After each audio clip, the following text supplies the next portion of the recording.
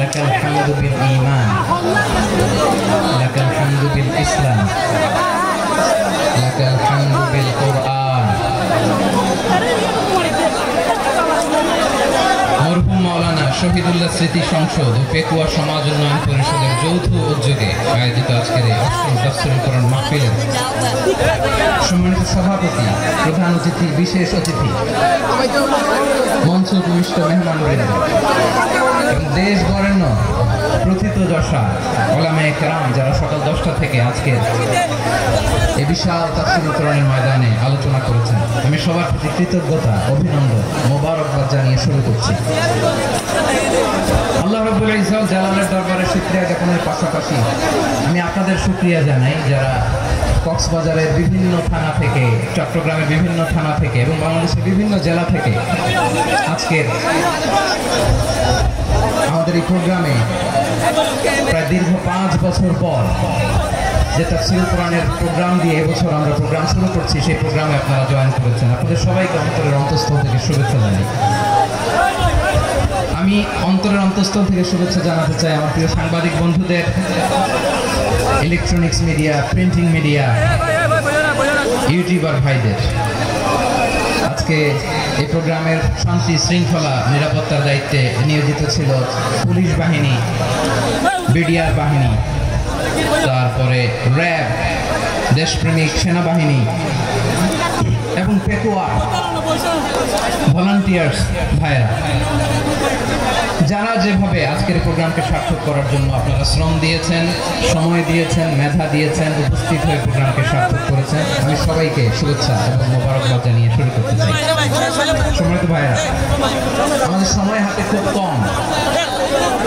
বড় তাফসীর প্রোগ্রামগুলোর সবচেয়ে বড় ক্রাইসিস বা প্রবলেম হচ্ছে এখানে শোনাউন থাকে বেশি, ইউটিউবার থাকে বেশি, নিউজ কাভারেজ বেশি, কিন্তু মন খুলে, প্রাণ খুলে, নিঝুম নিস্তব্ধ একটা পরিবেশে কথা বলার যে সুযোগ, সেটা হয়ে ওঠে না। কিন্তু আমরা একটু কষ্ট করলে, একটু স্যাক্রিফাইস করলে এটা সম্ভব।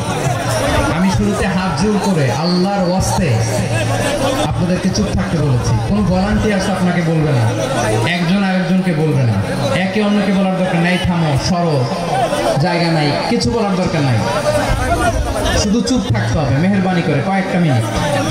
আল্লাহর ওয়াস্তে যদি মেহেরবানি করে চুপ থাকতে পারেন, কয়েকটা কথা শেয়ার করবেন ইনশাআল্লাহ। এইদিকে চুপ হয়ে গেছে মাশাআল্লাহ, এই দিকটা তো আল্লাহর ওয়াস্তে ধাক্কা ধাক্কি, জায়গা না হলে পেছনে চলে যাও। আমাকে দেখা লাগবে জরুরি না তো, এলইডি আছে, ওখানেও দেখা যাবে, ওখানে চলে যাও। ধাক্কা ধাক্কি করে ঘেমে ঘরমাক্ত হয়ে কি একটা কঠিন অবস্থা। শীতের সিজন মনে হয়, আমি তো ঘামতেছি, হ্যাঁ ফ্যানটা বাড়া যেতে হবে, ঘামতেছি টোটালি। র্যাবের ভাইয়েরা কি পরিমাণে কষ্ট স্বীকার করেছে আমাকে এখানে উঠাতে, যে এটা বলে বোঝানোর মতো না। আমাদের দেশের ভাইরা ইমোশনাল, আবেগী, অনেক আবেগ দিয়ে অনেক কিছু আমরা হারাই, ভুল করি, আমরা বুঝি না, লং রানে আমরা চিন্তা করতে পারি না। একটা নিঝুম নিস্তব্ধ পরিবেশ যদি দেওয়া যেত, কথা বলতে পারতাম, লক্ষ লক্ষ কোটি কোটি মানুষ আর পৃথিবীর মানুষ এটা শুনতো, মানুষের মন, মস্তিষ্ক, চিন্তা, মননে পরিবর্তন আসতো। কিন্তু ধাক্কা ধাক্কি করে আসতে আসতে আমাদের মাইন্ড ডিস্টার্ব হয়ে যায়। কিছু বুলেট পয়েন্ট সাজিয়ে নিয়ে আসছে, যেটা বলবো এটা ব্রেন থেকে হারিয়ে যায়, আর মনে রাখতে পারি না। জান নিয়েই তো টানাটানি, আমি মনে রাখবো কি? জান নিয়ে টানাটানি। যদি আমরা প্রতিটা বড় বড় পাবলিক ইভেন্টে যদি এরকম করি, আমাদের পক্ষে কি আর ময়দানে কথা বলা সম্ভব হবে? বাধ্য হয়ে পরে ফেসবুকে ঘোষণা দিব যে আমি আর তাফসীর মাহফিলে নাই, আমি মসজিদের হালাকা করব, 20 জন নিয়ে আমি দাওয়াতি কাজ করব, যথেষ্ট, গুড ইনাফ। এটাই আপনারা চান নাকি? এটাই চান তো একটু মেহরবানি করে চুপ করা যাবে না, জায়গা না হলে পেছনে চলে যাবে। কিন্তু যারা থাকবেন চুপচাপ, আওয়াজ করা যাবে না। আল্লাহর ওয়াস্তে, আল্লাহর ওয়াস্তে অনুরোধ করার পরে যদি এটা ভায়োলেট করেন, জবাব দিতে হবে আল্লাহর কাছে। খবরদার, আল্লাহর ওয়াস্তে বলেছি, আওয়াজ করা যাবে না। ভাইয়েরা, এইভাবে আলোচনা করা যায় না, মেহরবানি করে আওয়াজ করবেন না। আমার দিকে তাকান।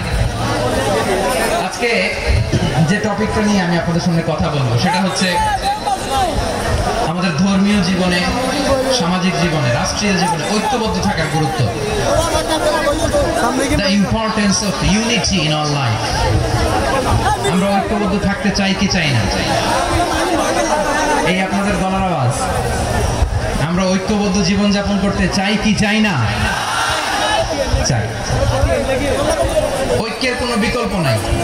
গত 50 বছর তো দেখেছি এই ডিসইউনিটি, অনৈক্য, বিভেদ, বিচ্ছিন্নতা আমাদেরকে কোথায় নিয়ে গিয়েছে। এই যে দেখেন কিছুদিন আগে আমাদের বর্তমান নেতা ডক্টর ইউনূস, উনি সব রাজনৈতিক নেতৃবৃন্দদেরকে ডেকেছেন একটা ইস্যুকে কেন্দ্র করে। তার মানে গোটা বাংলাদেশ এক হয়ে গিয়েছে। আমরা সবাই উদ্বেলিত হয়েছি, উচ্ছ্বসিত হয়েছি, ঠিক কিনা বলেন? রাজনৈতিক নেতাদেরকে ডেকেছেন উনি, আমরা এক হয়েছি।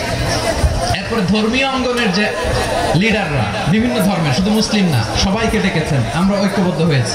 এটাকে বলে ন্যাশনাল ইউনিটি, জাতীয় ঐক্য। যে কোনো ধরনের কনস্পাইরেসি, ষড়যন্ত্র, আধিপত্যবাদ মোকাবেলায় জাতীয় ঐক্যের চেয়ে মোক্ষম হাতিয়ার আর নয়। আমাদের একটা প্রতিবেশী দেশ আছে, আমরা আমাদের দেশ নিয়ে যত ভাবি তারা তার চেয়ে বেশি ভাবে। কথা বুঝতেছেন না? আরো ভেঙে বলতে হবে। আমরা আমাদের দেশ নিয়ে যত উদ্বিগ্ন, এদের আরো টেনশন বেশি।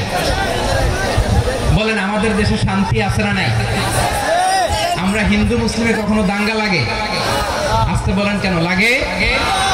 ওদের পূজা পর্বণে আমাদের মাদ্রাসার ছেলেরা যে পাহারা দেয়, চিল্লায় বলেন ঠিক কিনা? আমাদের তাফসীর মাহফিলের সময় ওরা ডিস্টার্ব করে, ঢোল বাজায় না। ওদের পূজা পর্বণের সময় আমাদের তাফসীর মাহফিলের ডেট হলে আমরা চেঞ্জ করে দেই। সুবহানাল্লাহ, কি সাম্প্রদায়িক সম্প্রীতির রোল মডেল। আর ওই বাংলাদেশের ব্যাপারে তারা অনেক ডিসইনফরমেশন ছড়াচ্ছিল। ভারতের অনেকগুলো গণমাধ্যম, আমি জেনারেলাইজ করব না, আমাদের প্রতিবেশী দেশের সব গণমাধ্যমকে আমি দোষ দিতে চাই না, অনেকগুলো গণমাধ্যম তারা ডিসইনফরমেশন শেয়ার করেছে। ডিসইনফরমেশন আর মিস ইনফরমেশনের পার্থক্য আছে। মিস ইনফরমেশন না জেনে ভুল বুঝে একটা মিথ্যা বা ভুল তথ্য ছড়িয়ে দেয়া, এটার ক্ষমা আছে, এটার কি